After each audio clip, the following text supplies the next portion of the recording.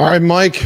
Reds looking for their first lead of the night. They trail 5-4 in the bottom of the ninth against the New York Mets, looking to avoid dropping even further out of the wild card race.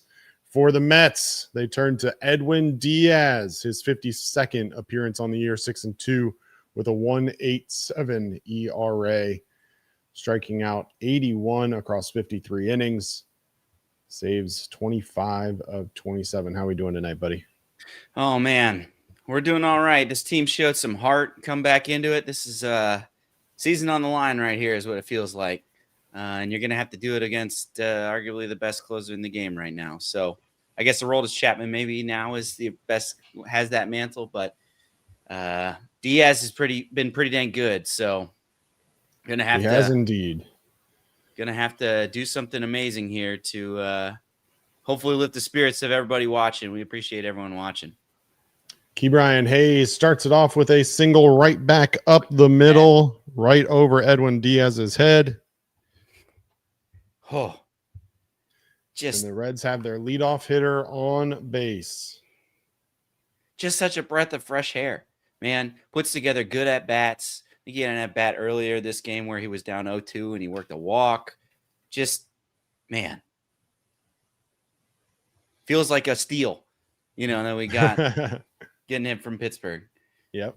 That'll bring up Matt McLain, who looks at ball one inside. McLain 1 for 3 on the day. Single and a run scored in the third. 2 strikeouts. Extended his hit streak to 8 earlier in the day, as that one is up and in as well. 2-0 now to the Reds' second baseman. All right. That is Edwin Diaz's his calling card. Can be wild. Very similar to his brother, Alexis Diaz.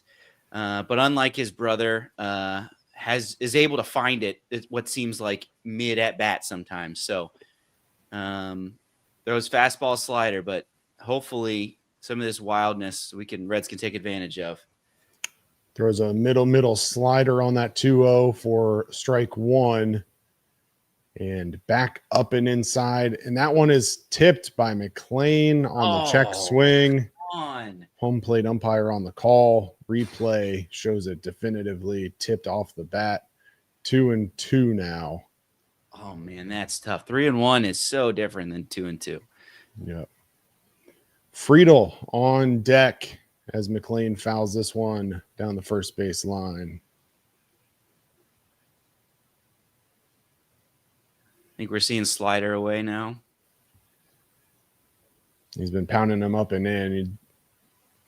Then dropping the slider out. So Alvarez sets up outside. It is a fastball right back up and in again. Doesn't throw it to the spot at all. Fouled away again by McLain. It's that riding fastball tailing inside on righties there.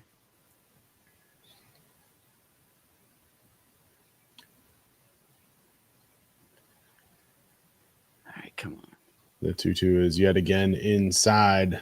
Full count. Oh, got out of the way of that one. If you're McLain, do you just look slider here? He's like he hasn't thrown any fastballs. Hasn't thrown a fastball for a strike yet. Besides foul balls, you just sit slider and hope you can 3-2 is up and in. Ball 4. Tying run at second base. Winning run at first. All right. Time for the top of the lineup to hold their weight today because they haven't done it so far. Yep. We'll get a pitching mound visit, and I will close my door and be right back. Come on. I hope everyone who's watching along is also getting loud in their bedroom or in their basement, pumping up the Reds. Need all the help they can get. TJ Friedel, so far in this game, 1 for 4, doubled in the third. That was a line drive to left field that Brandon Nimmo decided to try to make a sliding grab at. It bounced over top of Nimmo, allowed Friedel to get to second, and allowed McLean to score. Man, Oh no, look McLean like didn't score on it because he had waited to see it get down. Friedel Soto is squares to super bunt, deep. pulls it back. Oh, please don't bunt. Please don't bunt. Showed it late. One of those bunt to hit situations where, Yeah. if you get out, so be it. But if you move the runners in that situation and you now have the winning run at second base, it's a different situation. But Friedel's been swinging a decent bat. Did strike out in the 5th, ground out in the 7th. Yeah. At this point, 2-0 though. You don't get in the way of Diaz's struggles right now. Nope, and that is down low for ball 3.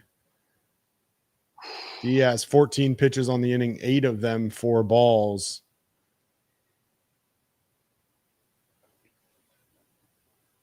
I don't think you're swinging here. The 3-0 to Friedel looks at it, up and away, 4-pitch walk to the leadoff hitter. Now the question becomes, what do you do with MiLB Marte? What the Reds do with Marte? Well, I don't think there's really much of an option. You don't have a left-handed bat on the bench. At this point, I think you just you're not going to bunt with bases loaded. You're just looking for a walk-off hit here. Marte is exactly who I want at the plate right now. Just had his walk-off, has been over the past month our hottest hitter. 0 for 4 tonight. 0 for 3, I apologize. Does have an RBI sac fly in the 2nd. Swings at a slider out of the zone for strike 1. Would then take hooks that. it Would slider on the inside corner for strike 2. Well, bases loaded, nobody out. Bottom of the 9th, MiLB Marte at the plate, 0-2. Edwin Diaz on the mound. Base hit might win it for the Reds. Matt McLean at second base. Just make contact. Just serve the ball out in right field. All right. Good ball take. 1 down and out. Marte, career with bases loaded, 267, 1 grand slam in 15 at-bats. Mets have the infield playing tight, looking for a ground ball, force out at the plate as Marte looks down and out yet again, ball 2.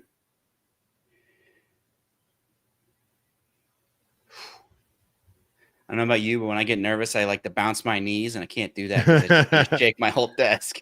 Oh, here man. we go. Alvarez going to take some time, check the pitch comm. Of course. Boo! Boo!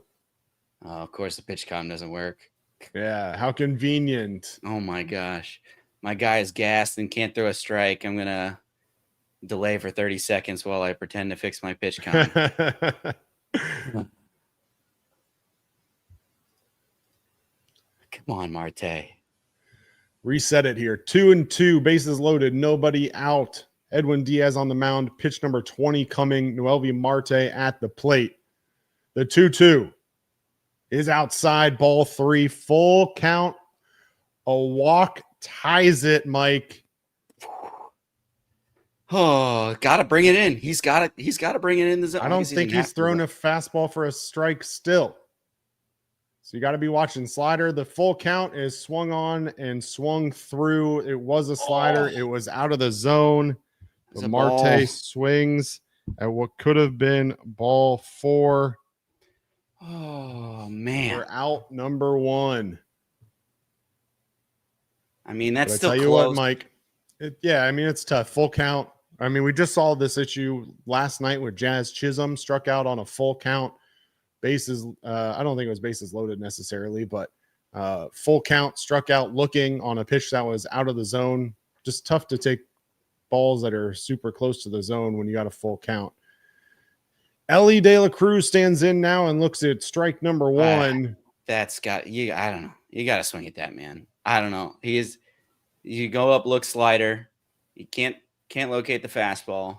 Yep. Speaking of which, fastball outside 1-1. Am I way ahead of you now? You're maybe 2 seconds ahead of me. So we're good. It's fine. potentially the first fastball for a strike that Diaz has thrown all night. That one catches the bottom outside corner against De La Cruz, who stands in from the left-handed side of the plate. Can we just make contact, please? Just make contact. And here we go again, another pitch comm delay.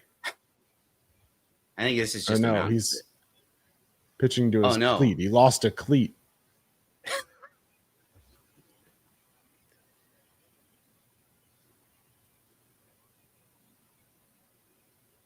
One of his metal cleats broke or is loose.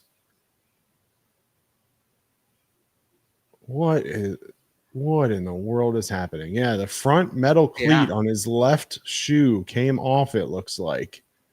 Which, I'm going to be honest here, Mike. Like, how do you even notice that? Like, can we play baseball? What are we doing? These are so Diaz will yeah. Diaz will completely change his cleats. Goes from the blue and orange to the black and orange now. Tell you what, he's focused on anything but the right thing right now. That's what it seems like to me. Man. Here's Ellie's chance. This is Ellie's chance to be the hero here. Yep. Ellie 1 for 4, had a broken bat single into the right side in the first. Ground out, strikeout. A chance here to be the hero. As I think turn on do not disturb on my phone because I don't want to be ruined. You think they take those cleats and put them in a baseball card? They probably do. They might as well take it now. You're not going to reuse that shoe. Know. You might as well throw it in a box of diamond icons and a giant relic, and even a shoe without the metal thing, and be like, this was the game where the metal. Of course, he gets warm-up pitches too, and it takes some warm-up pitches. He's already thrown 24 pitches this inning, not counting any warm-up pitches, obviously. And so he's, you're thinking he's got to be getting a little worn down now. Closers don't typically throw this many pitches. Ellie now stands back in 1-2. The fastball is outside 2-2 now to the Reds shortstop. Again, bases loaded. A base hit will win it. Matt McClain at second. A fly ball ties it. Third.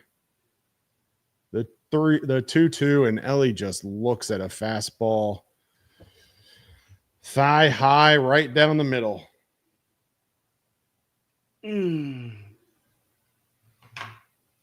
Just a situation of looking for one thing and getting another. Knew Diaz had struggled to locate that fastball and was expecting a slider. Expected the slider to fall out of the zone. It doesn't.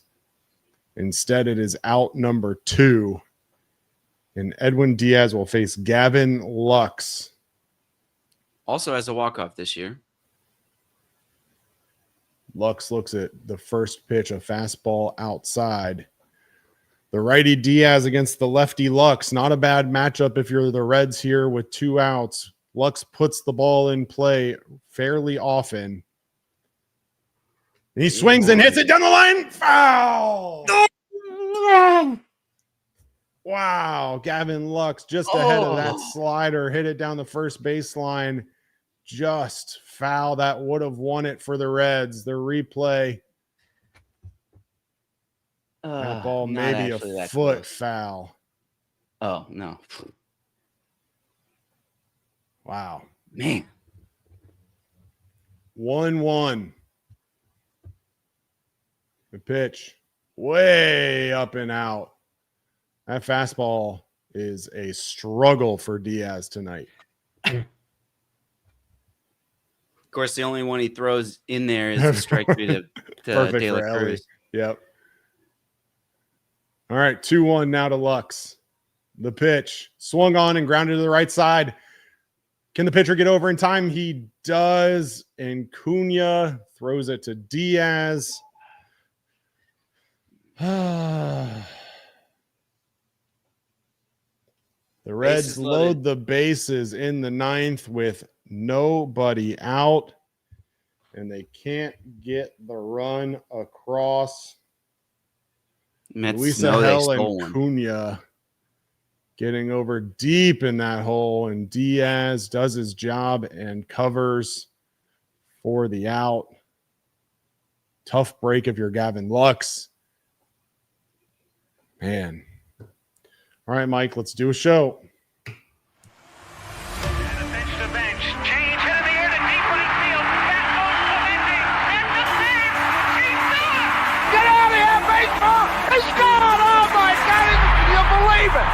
Johnny Bench has tied it up. The Cincinnati Reds win the World Series in 4 straight. It was a sweep. In the dirt, it's a wild pitch.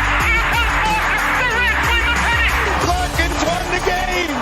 That ball is fair. Cincinnati's ahead. 2 games to none. Welcome Joe Randa to Cincinnati. Adam Dunn has done it again. Benzinger backing and calling. And the 1990 World Championship belongs to the Cincinnati Reds. Marty, yes. This is Adam from Milwaukee. Hey, Adam, how you doing? I'm good. How are you? Good. Do you think Scott Hatteberg's a good player? Dunn up there with the bases loaded, the outfield deep and around toward right, and the 1-0 on the way to the plate. Swung on, long drive, right field, and this one belongs to the Reds. And a high drive. Hit back into deep right field. Junior has just knocked the door down to the 500 club. Benson's first home run is a walk-off winner. That ball had a family. And De La Cruz is, oh my goodness, look at this kid run. My, oh my, that is a triple. Matt McClain's first big league bomb. Spencer Steer's first big league hit is a home run to straightaway center field. Joey Votto's done it again. The pitch. Votto swings high in the air. Right field. Yes! He pointed to the dugout to say, I told you. That is Joey Votto's 315th career go-ahead ribby. Only Johnny Bench had more as a Red. And I can't tell you how much it means to play in front of everyone here in Cincinnati as a Red. What a gift. What a tremendous gift. So thank you. Thank you. I think I can speak for all of Reds country. Joey Votto, thank you. High drive. Left center field. Racing back to the line. Bourgeois. The Reds are National League Central Division champions. In the air, left center field. Did he? He did. He did. Reds win. Win. Line into right field. Genius, the first run ever. With 4 home runs in a game. Can you believe it? In the air, down the right field line. Does it have a chance? The Reds have won on a 3-run home run on opening day by Ramon Hernandez. A strike away and out away is Homer Bailey. Ground ball to third. Frazier gloves. Throw to first, and Homer Bailey, for the second time in his major league career, has tossed a no-hitter. Oh, God. Are you kidding me? Holy Moses, the second player in major league history to hit 7 home runs in the first 10 games. In the air, and the Reds win it. What a dream beginning to a career of Trey Bruce.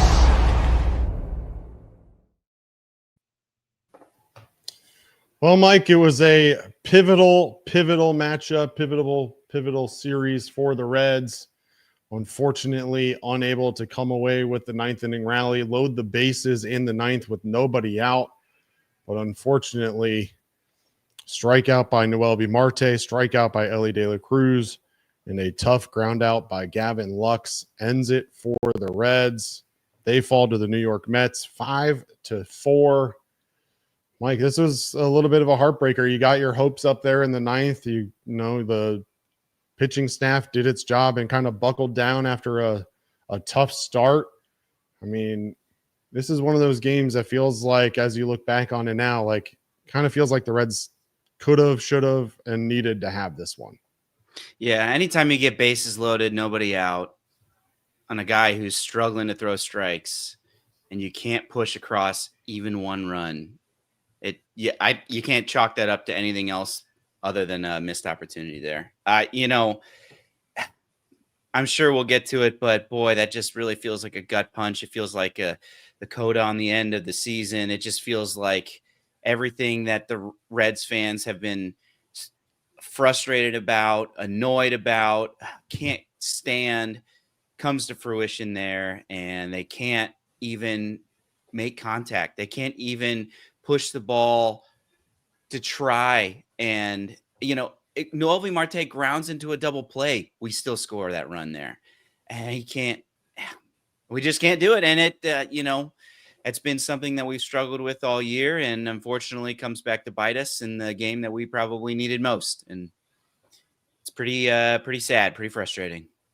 Absolutely. We'll get into the ninth inning more and break it down for everybody that maybe didn't see it. But first, let's talk through the entire game, get a little box score recap, Mike. Yeah, we got a box score recap brought to you, of course, by our fearless leader, Nick Kirby, who gets a well-deserved night off tonight. But tonight was a must-win game for the Reds against the Mets. Entering today, 5 games back in the wild card race. And in fact, was a rematch of a game in July 20th where Andrew Abbott and David Peterson were actually both great. But that would not be the case tonight.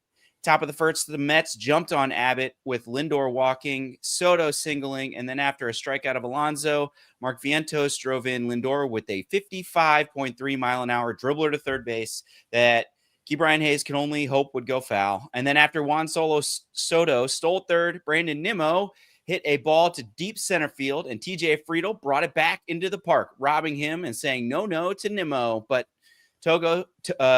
Juan Soto tagged and scored. No to Nimmo, huh? I like that one. Yeah, I wrote that when we were in better spirits for tonight. But Soto tagged up and scored and made it 2-0. Then and then Starling Marte hit a 65-mile-an-hour bloop to score Vientos, and that made it 3-0 in the first before the Reds even got to take it at bat. Abbott held the Mets scoreless in the second, but the Reds were sent down by Peterson in the first 2 innings with just 17 pitches. And then in the third, Mark Vientos led off with a blast that Friedel couldn't bring back, making it 4-0, and all seemed lost at this point. But the Reds were able to claw one more back in the third with a single by the all-of-a-sudden hot Matt McLain, and then a double by TJ Friedel and a sac fly by MiLB Marte to make it 4-1. But back-to-back doubles by Lindor and Soto in the top of the fourth climbed the lead back to 4. And now it was the Reds' turn to show some fight and to have a rally. Austin Hayes and Spencer Steer both had 1-out hits, and Tyler Stevenson, fresh off his rehab assignment, breaks his 0-for-17 slump in the big leagues and doubles to left, scoring Hayes and Steer, making it 5-3. And then Tyler Stevenson advanced to third on the throw, which was crucial because Ke'Bryan Hayes drove him in with a sac fly to leave it at 5-4 Mets. Then in the fifth, Abbott let 2 men reach with 2 outs, and Connor Phillips had to enter the game in the bullpen and got a pop-up from Francisco Alvarez. That ended Abbott's night, and his line was 4 2/3 innings, 9 hits, 5 earned runs, 1 walk, and 5 strikeouts. The Reds' top of the order went quietly in the fifth, and Connor Phillips remained in the game in the sixth, where he walked Lindor and Soto, bringing up Alonso with 1 out. But on a 2-0 count, kind of got a little bit of a gift as Alonso grounded the ball to Ellie, and he turned 2 with Matt McLain, and Alonso not really hustling. The lumbering polar bear was just kind of walking down the line to end the threat. And then the bottom of the sixth, and Duhar had an 11-pitch at bat, and then Steer walked to chase Peterson, but Ryan Stanek entered and struck out Stevenson looking. Ke'Bryan Hayes walked, but Matt McLain struck out to leave the bases loaded. Both teams went quietly in the 7th, and in the top of the 8th, Martinez allowed a single to the 9-hole hitter and then a walk to Lindor to bring up Soto. But after going down 3-0, got Soto to ground out to second base to end the threat. Bottom of the 8th, Lux had an infield hit, but was left standing at first, and then Pagan came in to pitch a perfect 9th inning. And that brought us to the bottom of the 9th, where the Reds had one last chance for romance. Ke'Bryan Hayes, probably the MVP of the last month and a half, singled to right. And then Matt McLain and TJ Friedel both walked to load the bases with nobody out. But unfortunately, MiLB Marte and Ellie De La Cruz can't even make contact and both strike out. And Gavin Lux grounded out to second base on a good play by Luis Angel Acuna. But it sealed the Reds' fate for this 2025 season as the Reds lose 5-4, falling 6 back of the wild card race, almost effectively putting them out of reach. And well, in case you didn't get it there, we did not have a deep drive of the game in this one. So we go all the way down to Daytona Beach, where Alfredo Duno homered for the 17th time on the season. This one out to left field to make it 3-3 in the top of the third. Win probability for Daytona, 50%, an 11.7% increase. This one hit at 104.8, 22-degree launch angle, 341 feet off the bat. DSC is a leader in renewable commodities for biofuel production, specializing in used cooking oil collection, aggregation, and sales. Visit www.deepsouthcommodities.com for more information. Thanks, as always, to our friends at DSC. And look, Mike, I think we have to pick it up right there in the 9th inning and that blown opportunity for the Reds. You mentioned it in the box score recap, but we'll run it down one more time. Ke'Bryan Hayes starts the inning off with a hard hit ball right back up the middle for a single, and then back-to-back walks to Matt McLean and TJ Friedel load the bases with nobody out. Unfortunately, MiLB Marte and Ellie De La Cruz then strike out. De La Cruz was looking, Marte of the swinging variety, and then Gavin Lux comes up with a chance to be the hero, hits a ground ball to the right side, got past first baseman Pete Alonso, but a nice play by Luis Angel Acuna and a smart cover by Edwin Diaz gets it for out number 3. Reds can't score, can't tie it up. It feels like for the last, honestly, like 3 weeks, the story of this Reds team has been missed opportunities. And we've talked about it a million times at this point, Mike. So I'm probably beating a dead horse over the head right now. But this Reds approach and this Reds philosophy of stringing together enough hits to kind of put together this rally and not being able to hit the ball out of the park ever just feels like a death knell. And as much as we want to act like this is a great opportunity and yeah, we got the hit, but then you got gifted 2 bases with the walks. Like realistically, not to take anything away from Ke'Bryan Hayes, as you mentioned, probably been the MVP of this team for the last month and a half, 2 months, I guess month plus. Like this team has continually not been able to hit the ball out of Great American Small Park, and it shows every single time. And you look at tonight and the amount of opportunities they had, it's just not realistic in this day and age with baseball for you to be able to string together the types of hits that are needed. And feels like, quite honestly, Mike, that they continually get your hopes up and they put themselves in situations to score. They had bases loaded in the 6th inning as well and didn't score a run in that situation. And it's just, frustrating time and time again to have to watch this team threaten but not be able to push a run across the board. Yeah, I think part of the frustration is because you'd like to think that if you're going to your focus and the people that you've built your team around are not power hitters, that they would be able to do something like get a runner over or maybe hit a ball to the outfield, with bases loaded, nobody out, to potentially score the tying run. So I think that is the added frustration behind this, where it's like we have opportunities that get squandered during the game where, if we could just, have a deep drive of the day, we're not in the situation that we do have. But then when we do get in the situation where it's like, we don't need the home run, we just need contact. It's like, this is what you've been trying to mold our hitters into being able to do, and they can't get it done. So I think that adds insult to injury to what you're talking about. It's just like, we can't seem to have the best of what we would be expecting. It's like either hit the ball out of the ballpark or, try to place some good small ball here. And we can't seem to do either. And I think that aspect in and of itself is what is so frustrating to so many of the Reds fans, because it's just like, how many times have we left a guy on third base with less than 2 outs? It feels like I don't know where I would look that stat up. Maybe somewhere on Baseball Reference, I can do some digging, but I would imagine the Reds are pretty high on that list of not being able to do that. So, that's the frustration that I feel out of it. Yes. Do I wish they hit more home runs? Do I wish Ellie would have hit a home run in August? Yeah, I do. Do I wish that, when we come up with a runner on and 2 outs, we can just, scrape together a 2-run inning by hitting one out of the ballpark? Yeah, I do. But in the situation that we find ourselves into, we can't even take advantage of what we're trying to, build, being a line drive hitting team. And boy, that's frustrating. That's what it just feels. You just feel defeated because it's like we can't do either of these things well.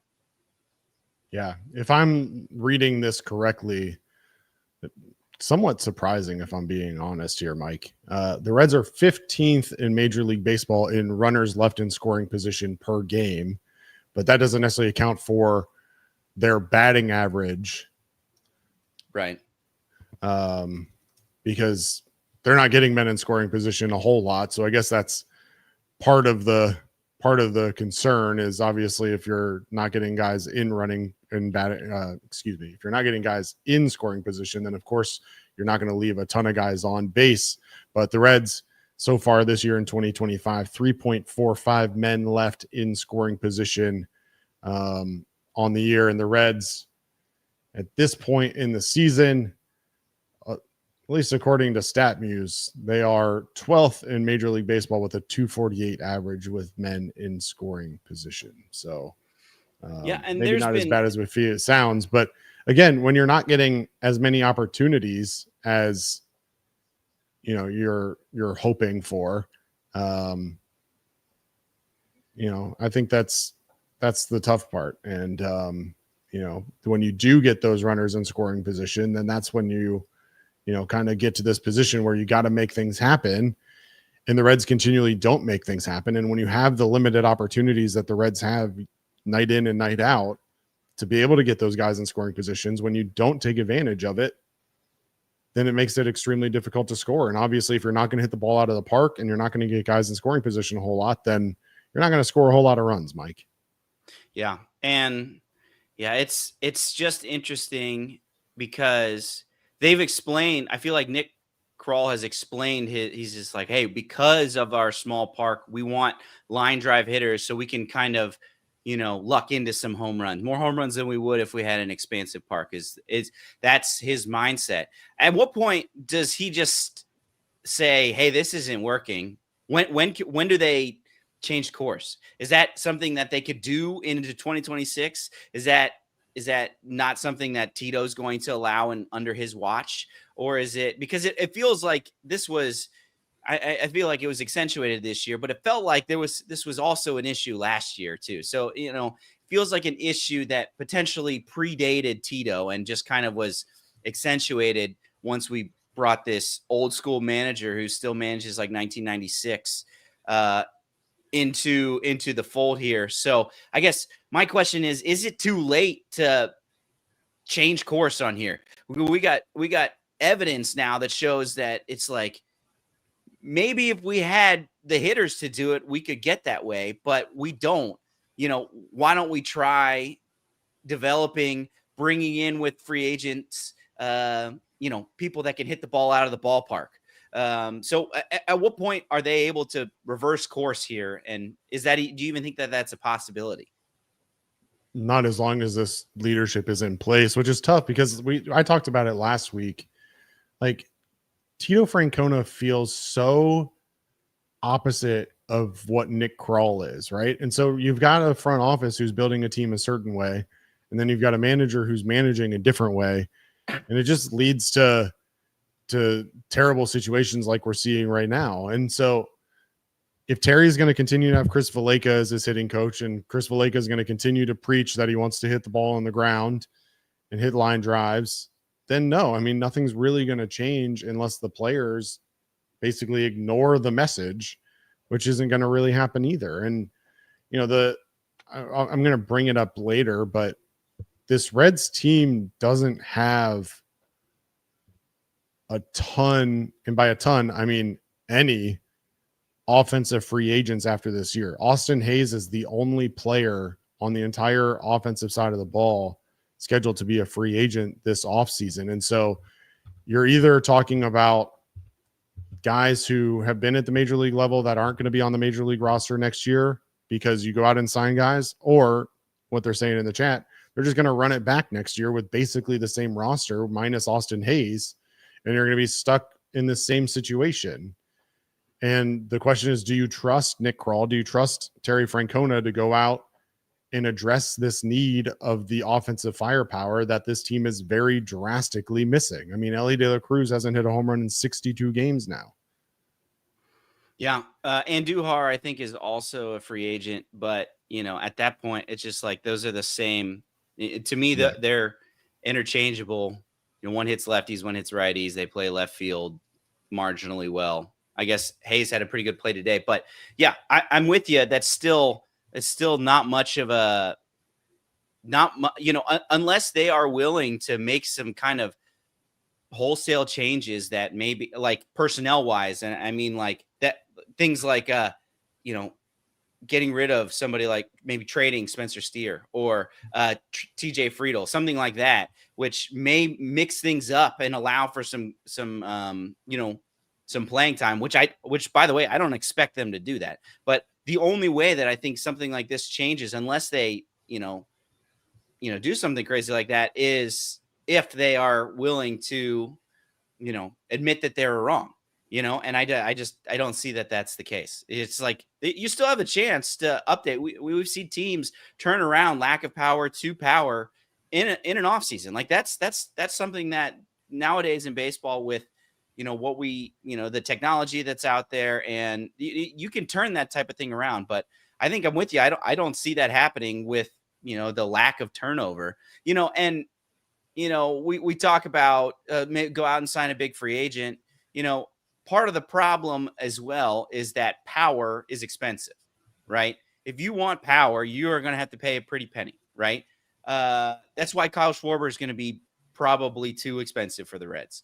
That's why Teoscar Hernandez was too expensive for the Reds. That's why the guy who Anthony Santander. Yeah, Anthony Santander was too expensive for the Reds. It's because power is expensive. And so the Reds, if they're sitting on this budget that they're at, they think, hey, we're going to have to, we're going to build this using line drive and singles hitters and move accordingly. And I guess, we've seen proof positive this year that that's not good enough. That's not going to be good enough to get you, with the players that you have.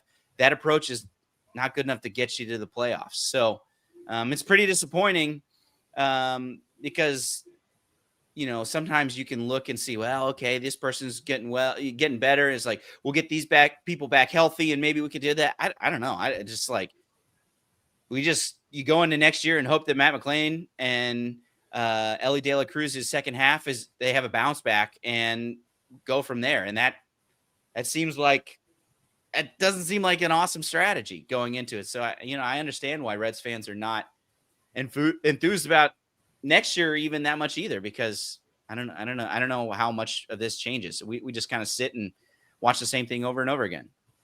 Yeah, I mean, we can look at some of the top offensive free agents that are expected to hit the market this offseason. Guys like Kyle Tucker are expected to get a deal north of $400 million this offseason. Certainly the Reds are not going to be players in that. Alex Bregman plays third base. You're certainly not going to expect to see that kind of a deal, and especially for a guy who plays a position that you seem to be set at with Ke'Bryan Hayes.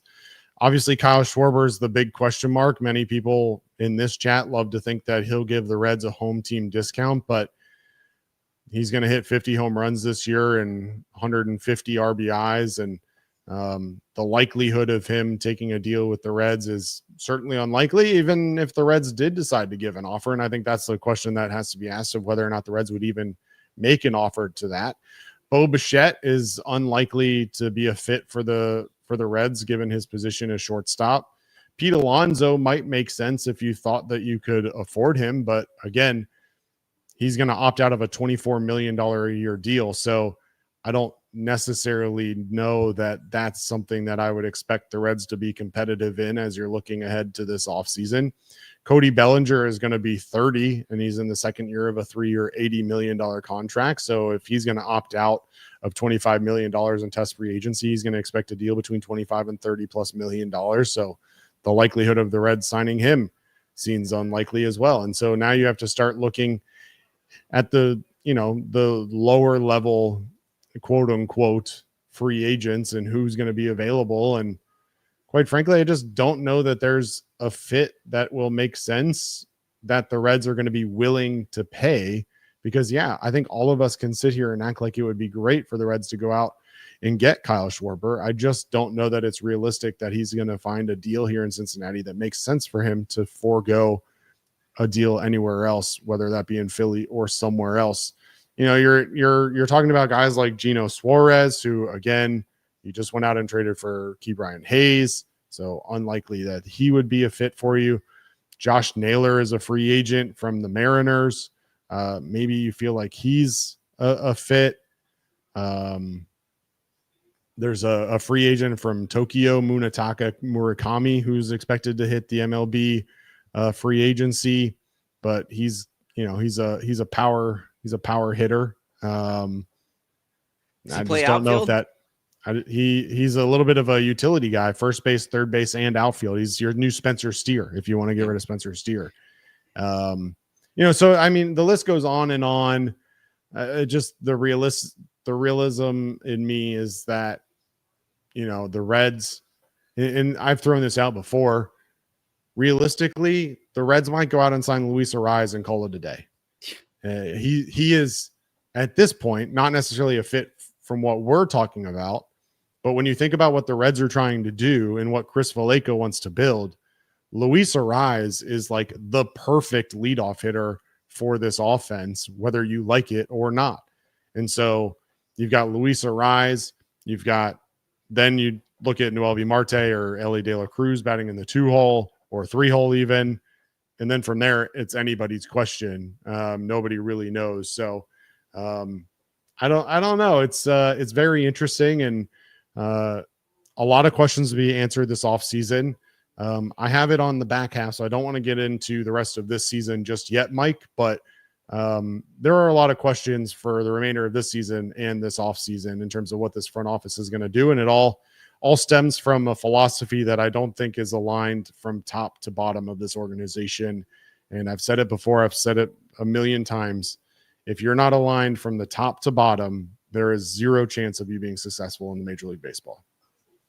Yeah, I think that was, if you look back at the history of the Reds, I think that was part of the issue pitching wise. And it took Derek Johnson becoming the person who was in charge top to bottom pitching, in charge of Reds pitching, to start to see a turnaround in what the Reds were able to do and produce on the major league level, pitching wise. And we've seen that come to fruition because, all the way down to Arizona Complex leaving and all the way up has the same philosophy for how Derek Johnson wants to go about approaching pitching. And that's clearly not there hitting wise. I'm with you. It's hard to see that there would be any, any real sustained success if you can't get on the same page there. And it's tough to think why they couldn't see what happened with the pitching and how that alignment helped and how you couldn't do, why you wouldn't want to try to do something as well hitting wise. So I don't know. It's tough. Another thing, you read off all those free agents. I think one of those people were an outfielder. There was one outfielder, and Schwarber doesn't really count as an outfielder, even though he could play outfield, but he's your DH. And then a utility guy. Like all the other ones are infielders. It's third baseman, first baseman, places where we're already got log jams. And it's just it's unfortunate. So I mean, obviously, you talk about Luis Ariz. I'm thinking, maybe they can go make some trades for outfielders or something like that. But I don't know. I ventured too far off of this season, I think, for tonight's post game here. But it's just frustrating to see how offense can go out and just frankly be pretty disappointing for the majority of the year and not make it feel like it's going to get much better next year. Yeah. Here's what I'm going to say. And I pulled up a list from Spotrac. So, you look ahead to the free agency class from this year, and you want to talk about outfielders specifically. There's a couple names on here that might make sense, but they're certainly not some of the top names. But, we mentioned Cody Bellinger, and take this number for what it's worth, but Spotrac assigns what they view as a market value AAV to all of these free agents, right? So they have Kyle Tucker at $41 million a year, Cody Bellinger at $30 million, Kyle Schwarber at $25 million. Then it goes to Lewis Robert. He's got a club option for $20 million this year. They have his market value right around 22. Jarren Duran, who I know many people love, has a club option for only $8 million. That's going to get picked up by the Boston Red Sox without a question in my mind. Lourdes Gurriel Jr. has a player option for $13 million. You might see him test the water, but that's right around his market value, and he seems to like being in Arizona. I think he just tore his ACL. Oh, did he tear his ACL? Yeah, I didn't see that. He just tore his ACL too. So, well, that's going to certainly affect his value, and if that's the case, then he's probably out for at least the first half of next year anyway. So, take him off the list. Then you go into guys like Trent Grisham, who I don't know that he really moves the needle for you. He's expected to make in the 12 million range. Many people like Ryan O'Hearn. He's expected to make in the 11 to $12 million range. So maybe he's one makes sense. I like the idea of Mike Yastrzemski. His market value is in the 10 million range. I'd love to see him, but I don't know if that makes sense or not for you. Kind of a lefty platoon guy though, right? To me, yeah, 100%. He's Will Benson with less power. I guess maybe he makes more contact, which I don't know the way things are going. Maybe that's what they want, but yeah, I know obviously the conversation is the ideal is a right-handed power bat, but I just went through that list, and in terms of actual right-handed batters, you're looking at Lewis Robert and everybody Miguel else Andujar, is left. It's like, who so I guess Ramon Laureano moved the needle for you? I don't think so. No, right? He's got having a club a option pretty for good 6.5. year, but it's going to be tough. It's going to be tough. And I think that's why a lot of Reds fans, feel so down, because it's just like, it's hard. Obviously the season feeling over is tough, but like the outlook doesn't look great for the future either. Yeah. Do you want to read some of these super chats that we got in here? We got a couple of them. Well, yeah. Let's hold it for a second. Okay. We'll touch on the next couple of topics real quick. I think they'll be a little bit quicker, but okay. Tyler Stevenson back in the lineup for the first time since August 15th. He hit that double in the fourth, pretty hard hit ball down the left field line, and then grounded out and struck out. I think if nothing else, just being honest, like having seen Jose Trevino catch for the last seemingly 2.5 weeks nonstop with no real end in sight and no rest for him. If nothing else, I'm excited for Trevino to be able to get some rest and try to get him healthy. Again, Will Banfield did what he was asked to do, but doesn't necessarily move the needle. So, what does Tyler Stevenson being back in this lineup mean for you, if anything, at this point in the season? No, I think it actually raises the floor for both of the catchers. I think if that, before Stevenson got hurt, I think they were in a pretty good rhythm of who was playing when. And I think just not having to catch every day, we saw what it did to Trevino, right? It just like by the end, it felt like he was running on fumes, especially how it was affecting him offensively. So I think that, having a good rhythm and getting each some time playing behind the plate is going to be helpful in hopefully raising their floor offensively. So, it'd be great. Obviously, we're looking for anything positive coming out of the end of this year. It would be great to see Tyler Stevenson, who's kind of been plagued with injuries this year, him to kind of settle in for a last good month here so that we can, have a good taste in our mouth going into next year. Because with Trevino signing that extension, it's going to be Trevino and Stevenson. I mean, barring a trade, but it's going to be Stevenson and Trevino again next year. So,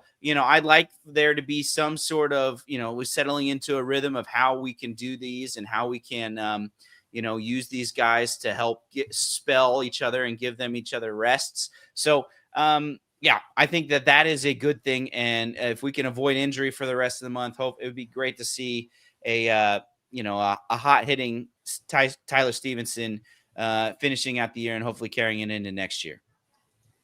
Yeah, I think all of that is a good point. I thought what's interesting to me, at least, and if you agree or not, I don't know, but Tyler Stevenson made a rehab assignment, if I'm not mistaken, a total of 1 game, and he hit a home run in that game, but he was not down on that rehab assignment very long.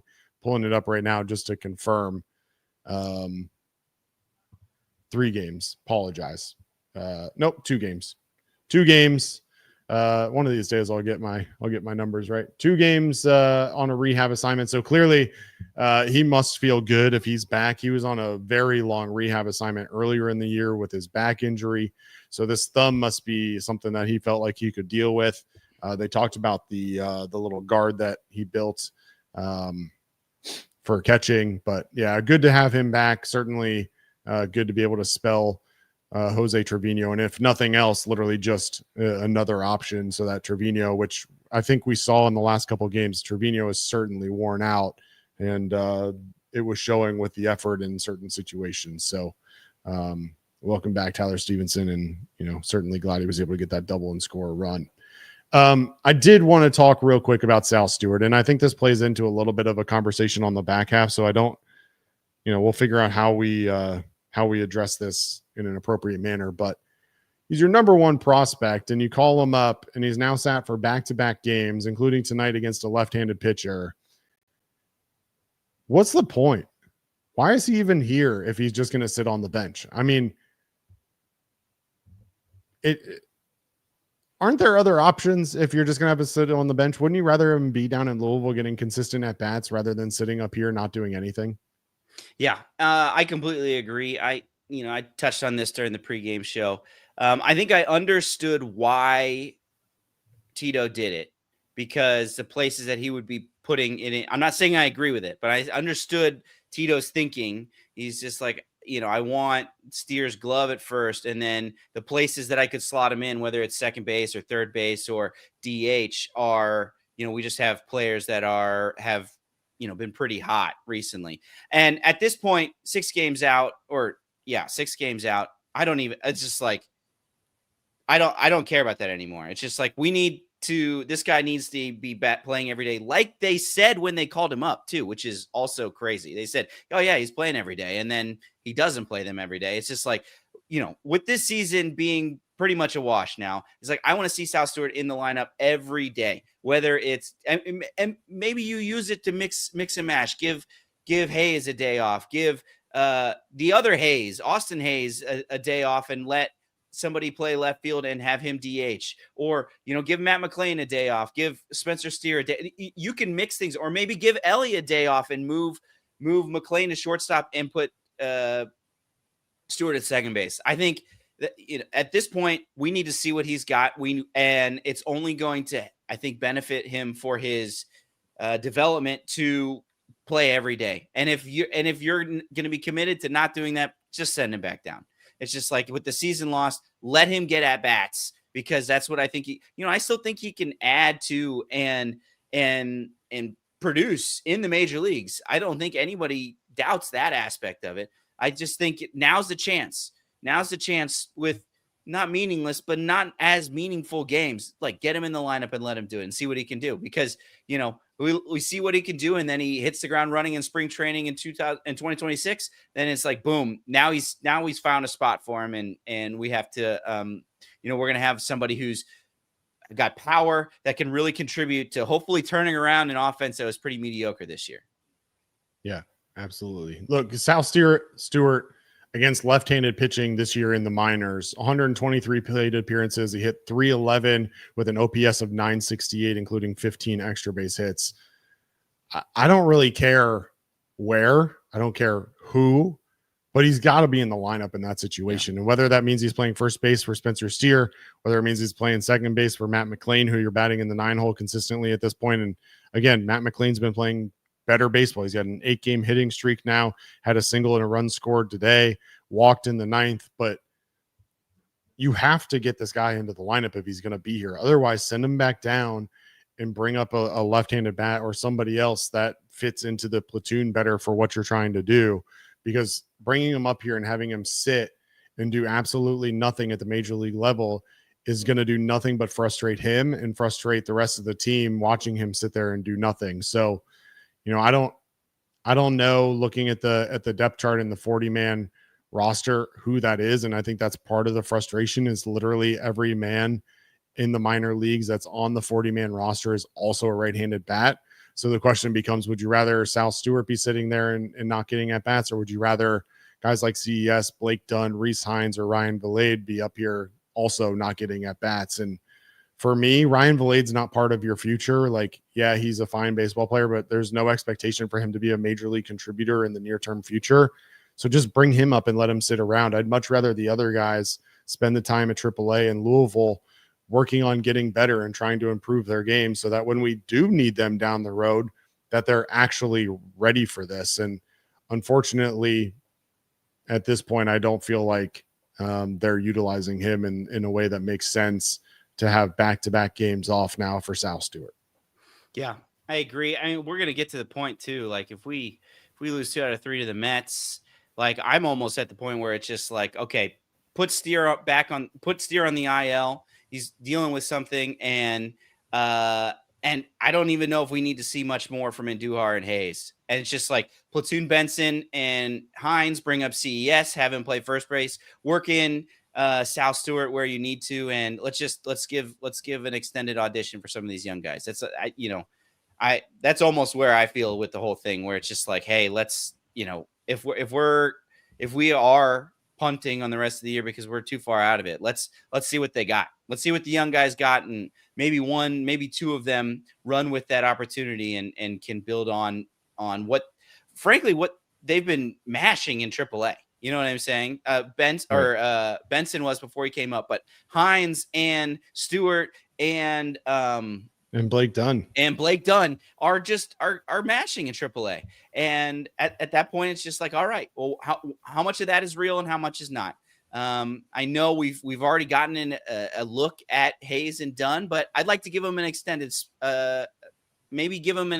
look, something where it's just like, they don't have to worry that if they go 0-4, they're not in the lineup tomorrow. They just say, okay, here you go. Compete for the rest of the year. So that's almost where I'm at with it. But I definitely feel that, the guys that are up here, the young guys that are up here, aka Sal Stewart, find a way to put him in the lineup. I'm with you. Just, I don't care how you mix and match things, get creative. I know Ellie wants to play all 162, but like at this point, maybe mix it up so that, you can get some of these young guys in so that you can see what you got for the future. Yeah, Sal Stewart called up on September 1st. The Reds have played 4 games. Stewart started the first 2, had a hit in each of those games. Did not start in the game on the 3rd, was called on to pinch hit, did not record a hit, and then obviously was not in the starting lineup again tonight. If you're going to call up your number 1 prospect, at least in my eyes, the opportunity to give him opportunity at the major league level is what he's there for. And if you're not going to give him opportunities to get at bats in the major league level, regardless of how he performs, then what's the point of having him up there? He's either got to play every day or he's got to go back to Louisville and let him, get consistent at bats down there. Cause at this point, at the end of the day, I think here's the main thing. You had to get him on the 40-man because you needed him to be available for the playoffs if that was something that ended up happening. So that's all fine and dandy, but just being on the 40-man roster doesn't mean he has to be on the major league roster and be here and sit on the bench every single night. He either needs to be in the starting lineup 75+% of the time, if not more, or he needs to be in Louisville where he's starting every single night. And right now, at least the Reds are not doing that. And I'm not sure I completely understand why. Now's a good time. We want to remind you that you can call or text 988 anytime, day or night. The 988 Suicide and Crisis Lifeline is a place to get support for anything related to mental health, whether it's an immediate crisis, simply wanting to find out how to connect with care, or anything in between. It's a 100% confidential, secure, and anonymous way to reach out for help when you don't know where else to turn. To connect, call or text 988 or visit mantherapy.org to get help. It's okay not to be okay. And Mike, as you mentioned before, we do have a number of super chats we got to get to. We start with Noah Downing, $4.99 super chat. I have a deep hatred for McLean and the Reds. Not really sure why you have a deep hatred for McLean. I can understand the hatred for the Reds right now, though. Yeah.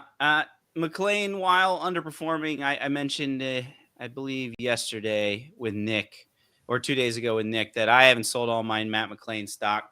I think there's still a productive baseball player in here. I think that in there, one that can play some good defense and one that can, maybe not be the two-hitter that we thought he would be at the end of 2023, but be a contributor at the bottom of the lineup like we've seen for this past, 8-game hitting streak. So it's about a week that he's starting to, really start to get it. We saw him hit a couple homers and all that kind of stuff. So, he's been frustrating for the majority of the year. It has been, and people were calling for him to go down to AAA. But I think that, if we can see something positive out of him for the rest of the season, I'm not there. The list of people that I'm frustrated with on the Reds, he wouldn't quite be near the top if we can see something good out of him, just because I think that I still believe that he can bounce back. Yeah. Alex Benayaz Harris, $2 super chat. Tito and staff ruined Ellie. Hope he retires. Well, to say ruined feels like there's a finality about a guy who's 23 years old. Do I think that this iteration of Ellie De La Cruz is what I want to see? Guy that hits singles and doesn't run and hasn't hit a home run in, a month and a half. No, that's not what I want to see. Now, ruined to me feels like he's never going to be the same. I still, similar to Matt McLean, I still feel that there's still all kinds of talent that is left in there that we can still see and can win us a bunch of baseball games in Cincinnati. Now, this version of it is not what I think he can be. So, I'm not sure if it's completely ruined him, but this year has been kind of a frustration, especially in the second half of what he's been able to, or the lack of what he's been able to do. Yeah. LLJW999 with a $10 super chat that I can't put on screen due to children's show regulations. But that was the cherry on top of the something cake. It's probably not going to be much different next year unless we go and get someone fired, Chris or DJ. I don't know that DJ's got to go. I mean, the starting pitching staff's been solid. The bullpen, which we'll talk about on the back half, was really good again tonight. I don't necessarily know that DJ needs to go, but certainly this approach and the idea of Chris Valleca's trying to implant right now into the lineup doesn't make a lot of sense to me. But I don't know that DJ's on my list. No, I don't think DJ would be on my list either. I think if DJ is gone, there's a list of 15 teams looking to try to hire Derek Johnson. I think, like I mentioned earlier, there's been a change in philosophy and how they handle pitching, and it's led to the Reds showing that they can develop and bring pitchers up, whether it's, Hunter Green was at the beginning of that, but Andrew Abbott and Chase Burns and Rhett Lauder. And, obviously those are high draft picks, but getting guys that have come in and shown success in the big leagues, to me, that's how you judge that type of thing. Now, the bullpen, as of recently, I think has run out of gas, but overall, I don't know how you can look at this season and pin it on the pitching. Past couple games, I guess they've had some poor starts, but our issue seems to really be, if anything, with the pitching is just health, right? Keeping people healthy, but I don't think that's on DJ. And the issues for me mostly been offensive. Yeah. Justin Edgel's been a member for 23 months. If Bell got fired last year, Francona should this year. Well, that's a compelling argument, but there's no way that that's happening. I mean, the only way that Terry Francona is not the manager of the Reds next year is if he chooses to step away. I don't think there's any way that they fire him. I don't know if you agree with that, but I think the Reds have to be sincerely hoping for Terry Francona to realize he needs to be retired and to step away, because they're not gonna fire him. He's got 2 years left on the contract that I believe pays him $8 million a year. They've already fired David Bell. I find it hard to believe that they're going to fire Terry Francona as well, but maybe he realizes that he needs to step away again. And I don't think it would be the worst thing, if I'm being honest. Ellie seems to take called third strikes a lot. Not okay. Mike Dean with a $2 super chat. And I've given my opinion on this, Mike. I think that Ellie is in a mode right now where he's just overthinking everything. I think he's trying to guess along with the pitcher, and quite frankly, he's not guessing very well. We saw it again tonight, obviously, in that final ninth inning where he struck out looking on a fastball that was right down the middle. I just think it's a situation where me and you both, we watched Edwin Diaz and we saw that he hadn't been throwing fastballs for a strike. We expected him to try to go back to that slider to get Ellie to strike out in that situation. And instead he drops a 99-mile-an-hour fastball that didn't move out of the zone at all. And Ellie's stuck looking at it. And I think a lot of it comes down to trusting yourself. I don't know that he's trusting himself and being able to just read the pitch in the moment and react to it. And instead he's trying to guess, and it's left him kind of in that situation where he's looking at a strike three a lot. And it was happening a lot at the beginning of the year, Mike, where he was striking out on balls on the inside part of the plate because he was expecting them to continue to move inside and even like hit him, where he was moving out of the way on balls that were very clearly strikes. I just think that he's in a position right now where he's not guessing along with the pitchers very well. And quite frankly, he's too good of a player to really be trying to do that at this point. I think you just trust your hands, trust your instincts, and try to pick up the ball out of the hand of the pitcher as well as you can and react to that rather than trying to guess and understand what the pitcher's thinking and know where he's going to go. Yeah, to me, he looks like a guy who's pressing. But this is going to sound weird, but he looks like a guy that's trying to strike out less is what he looks like. He looks like somebody who's really, he's heard hey, this guy, whether it's heard the noise or just, realizes by looking at his numbers, is like, this is a guy in the past that has struck out a bunch, and he's actively trying to bring down his strikeout percentage, which that's what it seems like to me. And then in the process, you can get really in between, looking for this pitch and you want to try to think along with the pitcher and stuff like that. But I think you can get too in your head and pressing too much trying to do that. And then that's what it looks like to me.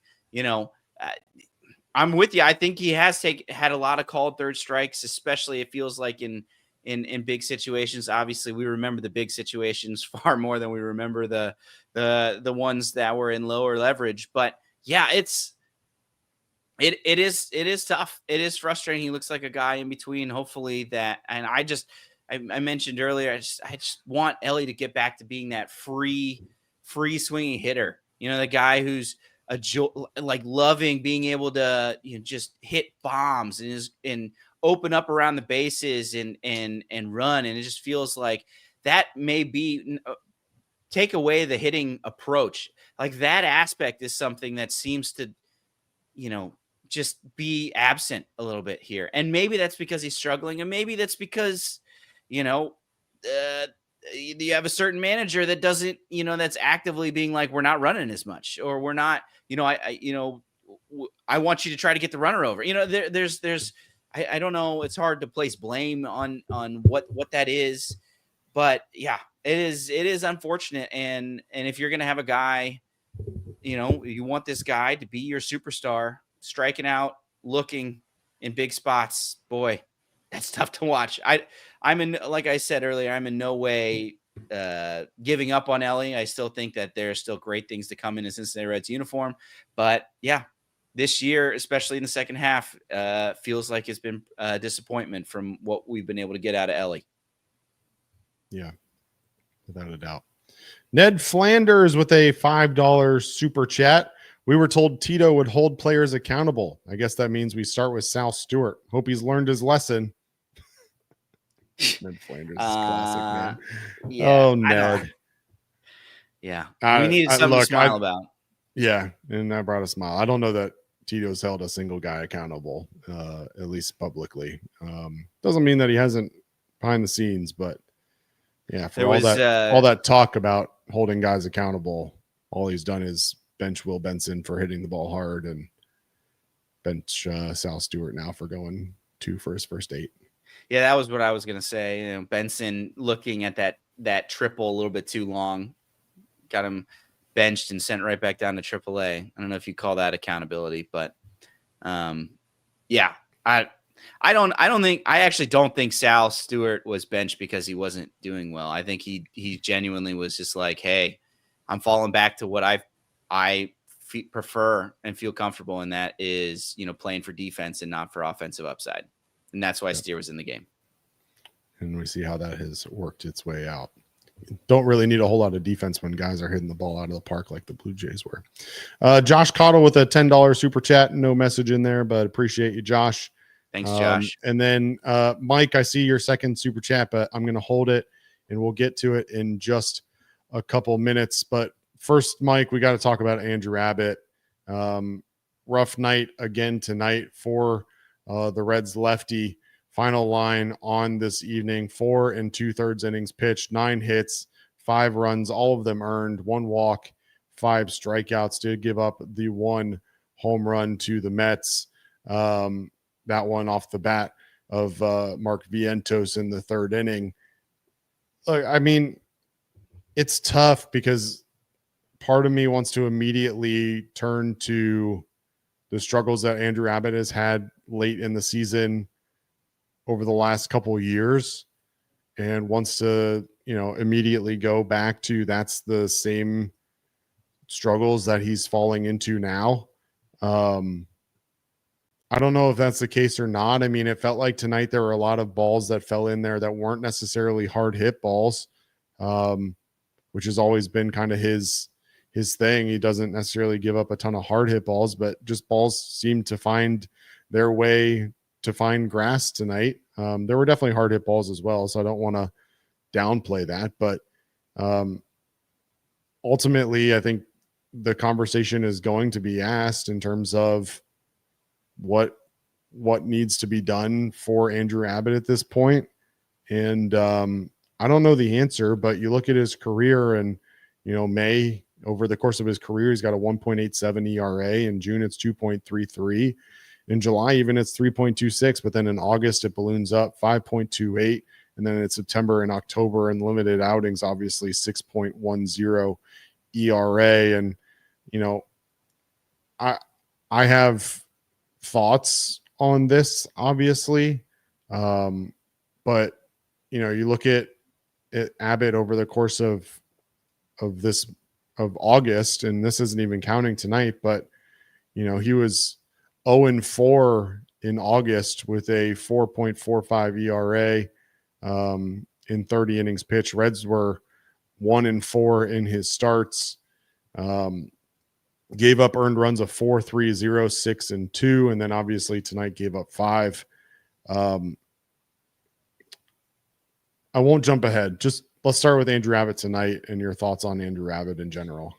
Yeah, it's hard for us to come in here and say, oh, this is absolutely him just wearing down like he does every year that he's shown in the big leagues.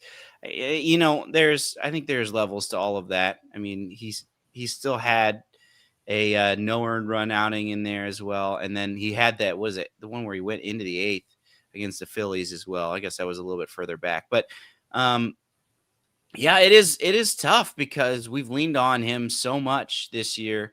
Just like, oh, he's our stopper, he'll get it done for us. And don't get me wrong, this Mets lineup is also very good. I think the hiccup with starting pitching with the Reds recently, I think, is both, you know, we have guys kind of running on empty near the end, but I think also we just faced some really good offenses as well. You know, Arizona, the Dodgers, the Blue Jays, the Mets, all, you know, very good offenses. So I think there's that level of it as well. But Yeah, it's hard not to see what's happening. Obviously, it happened a little bit sooner last year, so you like to think maybe there was some progression here that he was able to build up, and then next year, because we go into a year trying to go to the playoffs, and if you're going to need somebody like an Andrew Abbott basically pitching you not only to get there, but pitching good innings in the playoffs. And so I think there needs to be, obviously, overall this year for Andrew Abbott is a huge success. Like, he was an all-star. He pitched extremely well before the break. And even after the break, he pitched well as well. But, you got to wonder, it's just like, how do you work it so that this staff can not only have it in September, but then if you're going to do anything in October, you need them. This team's going to need the starting rotation to do that too. So I don't know what the answer is for Andrew Abbott. Hopefully he just continues to build on this year and will be able to make it to the end of the year next year. So I guess, maybe that's your solution for this specific thing, but it's hard to look at what's going on and be like, maybe there's some fatigue here. Maybe it's just, a guy that is starting to run on empty, which is unfortunate for a guy that's pitched so well earlier in the year. And, I think still has under a 3 ERA, even with those starts that you were talking about. Like, it's still pitched so well. So his ERA after tonight sits at 2.88. He came into today already in a career high in innings pitched at 139 innings. Last year he pitched 138 innings. So now on the season, sitting at 143 2/3 innings pitched, a 2.88 ERA. His record sits at 8-6. But again, when you look at the last 4 games and an ERA approaching 5, he's 0-5 in his last 7 starts. Not necessarily getting it done the way that he had been. So my question to you, and maybe this isn't much of a question as much as it is a statement, but Chase Burns is ready to come back, and I don't care what anybody says, he's ready. Does Andrew Abbott get one of those quote unquote arm fatigue IL stints? Let Chase Burns take a couple starts, and then they figure out what to do with him in 2.5 weeks. You've got an opportunity to kind of evaluate where Zach Littell is at that point. You've got an opportunity to evaluate how Chase Burns performs over those 3 or so starts during that time period. Realistically, you could get Andrew Abbott to the end of the year or close to the end of the year with that IL stint. And he could just go on a rehab to Louisville and just not pitch in the majors again this year. If you do decide you want him to throw it all. But Chase Burns obviously looked decent in his live BP the other day when they put him in there. Seems like maybe an opportunity for Chase Burns to get another shot at this starting rotation and give Andrew Abbott a well-deserved rest.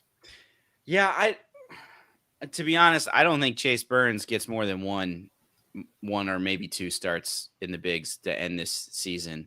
I think that he was probably nearing his innings limit anyway. They've never announced what it is, but they clearly have some cap that I don't know if it's like a hard cap or something like that, but I guess my guess is that I don't know, maybe one more start for Chase Burns, just because they're trying to manage his innings. That would be my guess. I don't know. I'm not necessarily agree with that. I think that this would be the perfect time to let this guy, after getting some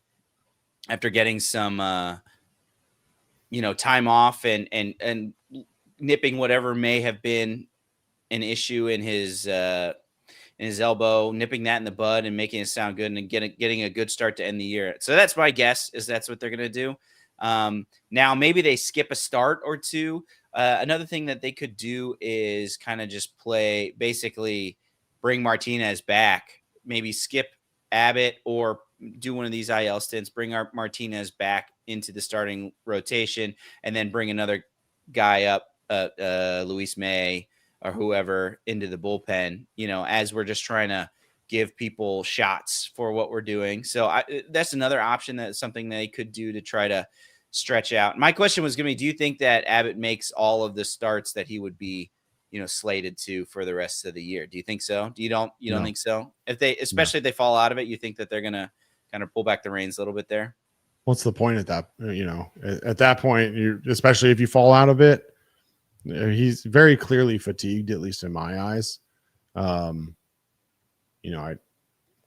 don't imagine a world where he makes every start. That doesn't mean that I'm right, but if I'm managing this team and I'm in this front office, I'm certainly thinking right now about even giving him a little bit of time off and letting him kind of rest up for 15 days and see what happens from there.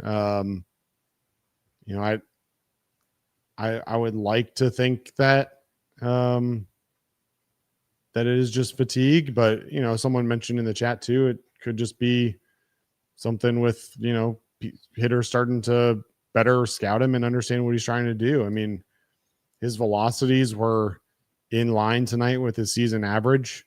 His fastball even slightly above his season average. So, I don't know how much of it is fatigue, how much of it is just facing really good offenses like you mentioned, but I think Hunter Green's gotten time off, Nick Lodolo's gotten time off. I don't think there's anything negative about giving Andrew Abbott some time off, even if it is unfortunate that it comes here down the stretch of a playoff run, or what may have been left of a playoff run, I guess. But no, if it's me, I don't anticipate him making every start the rest of the season. Yeah, I think I tend to agree with you. I think they'll just kind of get creative with young guys. I don't know how close Rhett Lauder is. Maybe at this point it's just like, yeah, I don't think he's considered a lost season. Yeah, so it's just. But maybe you just bring Chase Burns back and you go with a 6-man rotation. I mean, there's nothing stopping you from just spacing guys out better. I mean, yeah, you give them an extra day of rest every time out. I mean, that might be enough. But I don't know. We're obviously you have to trust your players to give you honest feedback about how they're feeling. And if Abbott says, yeah, I'm worn down, then maybe you give him a couple weeks off. And if he says, no, I feel good, they just, they didn't hit the ball hard tonight. They just fell into the right spots. And unfortunately that meant that they scored more runs than we would have liked them to, then that's a different story. But, when I look at guys hitting the ball 110.9, 107, 106.9, 105.6, 105.3, and you look at the exit velos and the top 5 are all Mets, then, you start to get questioning. And unfortunately, it just means that, you got to evaluate kind of where things are. And 10 hard hit balls, 10 yeah, for Abbott today. Yep. Yeah, 43.3% hard hit percentage for the Reds pitching staff today, and the back end of the bullpen only gave up 3 total. So that tells you anything. Yeah. Speaking of the bullpen, Mike, I think we have to give credit where credit is due. Connor Phillips, Nick Martinez, and Emilio Pagan tonight, 4 1/3 innings of 1 hit, no run baseball. Didn't feel that clean. It didn't feel that clean, but when you look at the box score and you kind of run it all down, Connor Phillips comes in the 5th, gets a strikeout, gives up a single, then gets a 106-mile-an-hour line out to Austin Hayes, where Hayes kind of went full extension, gives up an infield single before getting Francisco Alvarez to fly out to end the inning. In the 6th, gave up 2 walks, but got the ground into a double play from Pete Alonso to end the threat there. Nick Martinez worked a perfect 7th and then gave up a single and a walk in the 8th. And then obviously Pagan worked a perfect 9th with 2 strikeouts.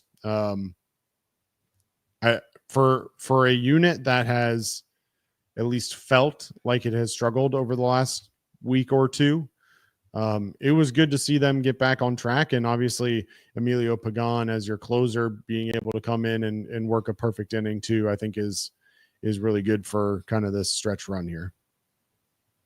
Yeah, I agree. I think it was interesting too, because that the Connor Phillips, was it the 7th inning that he was in, or I guess it was the 6th. Connor Phillips, the 6th inning. He obviously came and got Francisco Alvarez, but man, it looked like like he got the 2 outs, but then he got the out, but then he walked Lindor and Soto. And I thought there was a good mound visit there, because it was just one of those things that he kind of looked like the moment was getting to him a little bit.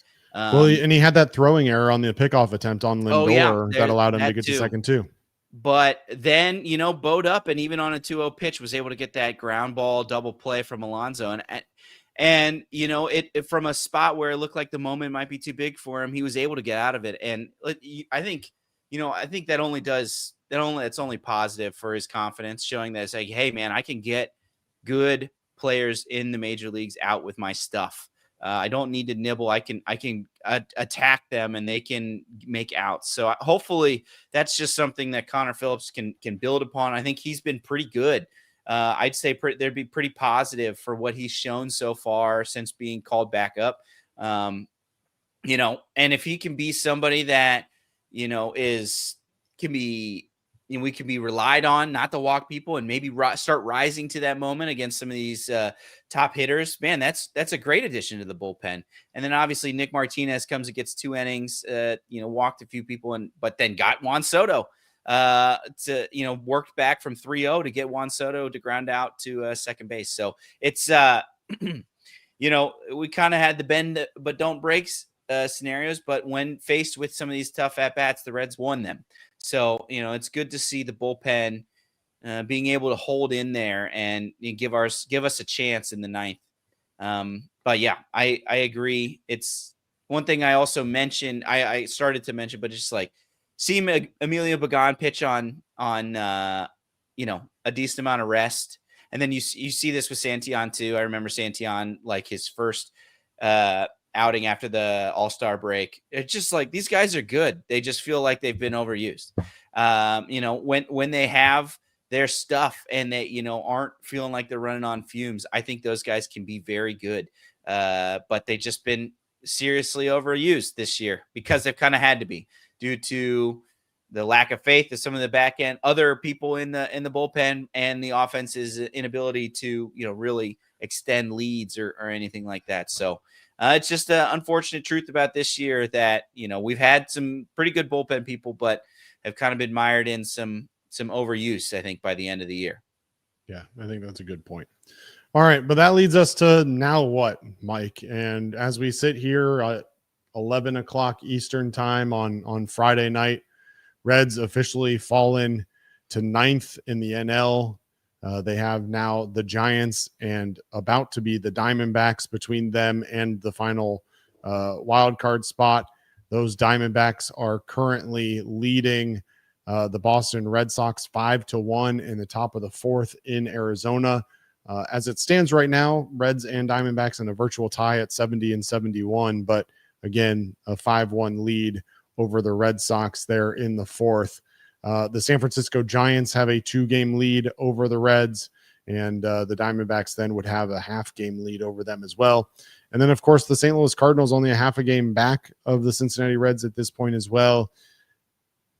Is there still hope? Is it time to start thinking about the future? And to get to Mike's super chat from earlier, who from AAA would you call up for a look now, if not for Sal Stewart?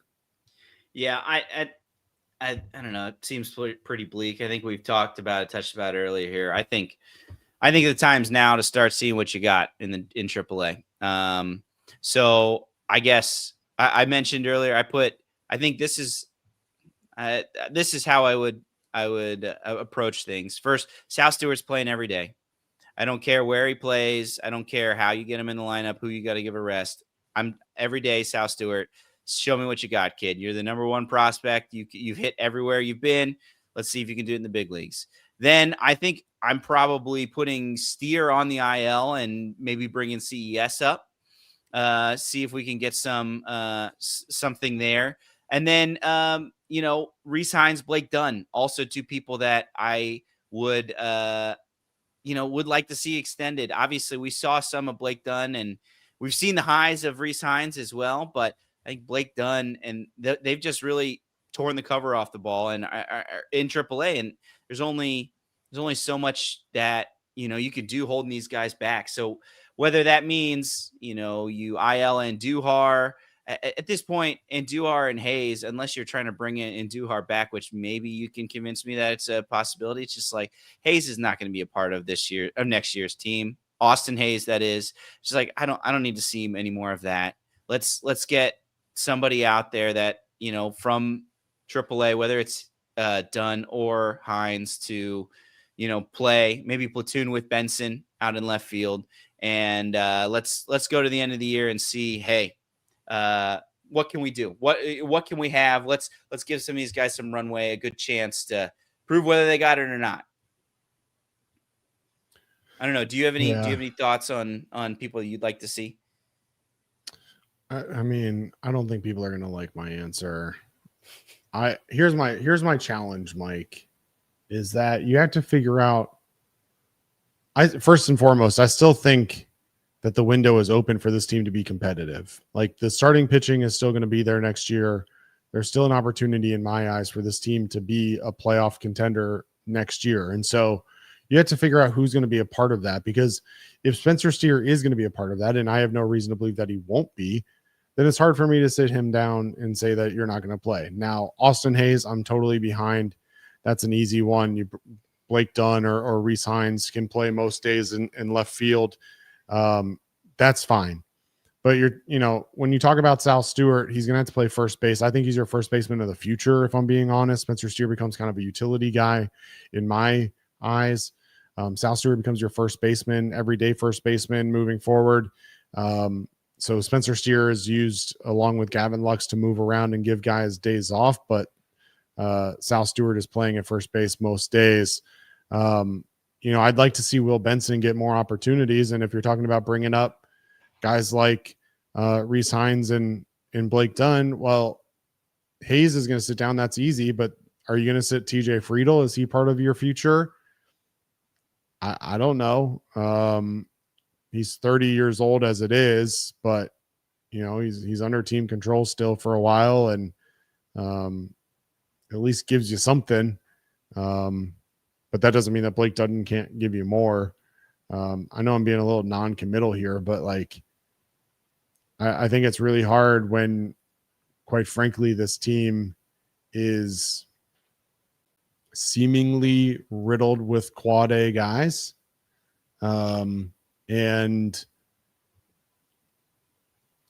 do I want to spend time letting guys who are currently on my major league roster trying to continue to develop, or do I want to bring up some of these guys who may or may not be quad A and see what they can do for the next couple of weeks? And I think realistically, as I laugh at WTI traders comment in the chat about being undecided,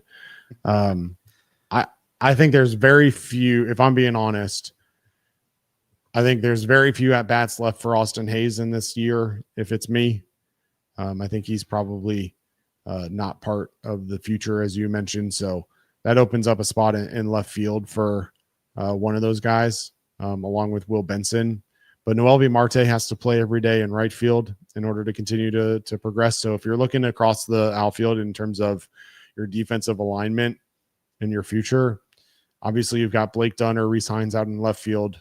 You've got to make a decision of whether TJ Friedel is your center fielder of the future. And if he is, then he continues to play. And if not, then you give Will Benson and Blake Dunn run there. But MiLB Marte has to play every single day in right field. Ke'Bryan Hayes isn't going anywhere. He's your third baseman of the future, so he stays there. Ellie De La Cruz stays at shortstop every day. Matt McLean maybe gets spelled every once in a while with Gavin Lux in a platoon-style role. But those two are kind of split in time at second base most of the time. And then Sal Stewart's playing most of the time at first base, which means Spencer Steer is, maybe spelling some guys in the outfield who need a day off, but probably not playing a whole lot. And, that might be a tough pill for some people to swallow. But at the end of the day, when you look across this lineup, at least in my eyes, there's maybe 4 guys. I would say probably 3 guys who are irreplaceable and should absolutely be playing every day, that are currently playing every day. And that's Marte, Ellie De La Cruz, and Ke'Bryan Hayes. And then from there, you figure it out. I still believe Sal Stewart should be in that mix as an everyday first baseman, but it's not a great situation right now. And Unfortunately, I look at AAA personally, at least, and I don't know that there's a whole lot of answers that I'm ready to commit to in 2026. Yeah, I guess you're right. I mean, CES, Hines, and Blake Dunn have had some time up in the majors and have not shown that they have done very well. Now, an argument could be made that it wasn't the greatest runway allowed to them for success, right? Yep. Whether it's extended at bats, whether it's just basically the Tito special of the Will Benson special of just sitting on the bench and getting a at bat once a week or so. So that, I guess that's kind of why I'm with you. We need to find out whether re-signs Blake Dunn and CES are quad A guys or are contributors. You know what I mean? Yeah. I have my ideas on which ones are which, but like that's kind of why I feel like we need to do something to just like figure that out, because I don't know, like I'm not willing to, I don't want to give up on somebody like a CES who has had some unfortunate injuries and has shown prodigious power. We've seen a turnaround from somebody like MiLB Marte in a year, right? But there's also, you start getting to a point where it's just like, if you can't not swing, you're just never going to make it as a major league player, because they're just, all you're going to do is get chased out of the zone constantly. And if you do make contact, you're just going to not hit the ball well, which is CES's issue, right? So it's just like, is that something that he can improve upon? Is that something that he needs to improve upon in the majors that he could continue to work on in the minors? I don't know. I agree with you that we have these players that really is starting to come up as like, maybe these are quad A players. And I just would really like to, at the end of the season, have a little bit better idea of who actually is that versus who is somebody that could potentially be a contributor on the next great Reds team. Yeah. I think the other piece here is that you got to think about Hector Rodriguez. He's a guy who I think, quite frankly, has to be on your 40-man roster come this offseason. He's Rule 5 eligible in December, and I think you have to protect him at this point. It seems like a guy who's going to be part of your future. The Rule 5 is going to be interesting, coming up and figuring out who's part of it and who isn't, who you protect. Edwin Arroyo is eligible. Leo Balcazar is eligible this year. Jay Allen II is eligible. All guys at Chattanooga who you look at them and you think, God, those guys could be possible pieces in the future, but certainly not in 2025. And so what does that leave you with? And I don't know the answer. And, unfortunately, a majority of your kind of high level prospects in terms of guys that you have faith in long-term or think that you have faith in long-term are outfielders. And as I look up and down and I look at the guys who are Rule 5 eligible, a lot of them are exactly that. They're, 2025 Rule 5 eligible, and they're outfielders that you think might be part of the answers. But like, are you going to protect Edwin Arroyo this offseason? Because he's available. He's Rule 5 eligible, and I don't see a path for him to get to the major league roster next year. I think part of it though is, along with the Rule 5, you need to, one, get picked, two, then be on the major league roster for the entire rest of the year. Yeah. Otherwise you're sent back. So besides maybe Hector Rodriguez, I would say it would be the closest to it. I'm not sure. Obviously Edwin Arroyo, that's a good point, has the potential to it, but is not anywhere. Like, there's no major league team that is taking a AA shortstop and saying you get to sit on our bench the rest of the year just so we can keep you and maybe you develop into something. So I'm sure this will be an off-season discussion that we have about Rule 5 eligibility and things like that. But I would be surprised. I think Hector Rodriguez potentially does. I think maybe Ryan Valade is your easy 1-for-1 there. But those other ones that you mentioned, do I think they could turn into major leaguers? Yes. Do I think that there's a pathway to be losing them in the Rule 5 draft? I feel a little less convinced about that. Sure. Makes sense. All right. Got a couple more super chats to get to real quick. Josh Cottle followed up his last super chat The last super chat without comment was my small contribution. You guys have got me through a lot of lawn mowing and morning commutes since 2023 as a podcast listener. Let's go Mountaineers and Reds. Josh, we appreciate you tuning in every morning to the podcast and appreciate you tuning in tonight to the live show. Definitely been a tough year, and appreciate you listening all the way through. And then Noah Downing, $5 super chat. How much is Matt McLean paying this podcast to run propaganda for him? I think we were very quick to throw shade at Matt McLean when it was deserved, but he's also got an 8-game hitting streak right now. He was on base twice tonight. Gave a good at bat in the ninth to get on base as the winning run. Had some nice defensive plays again tonight and has for a while. Look, I'm as frustrated as anybody with Matt McLean's season, and I don't think anybody came into this year expecting him to be the Matt McLean that he has been this year, especially after 2 years ago. But, coming back from a shoulder surgery, we've heard from plenty of experts who have said that this is a very difficult injury to come back from, and it often takes a full year to come back from it. And so, it's tough because, as a team who had playoff aspirations to run Matt McLean out there, nearly every night for as long as they did that hurt their playoff chances? Probably. It really did.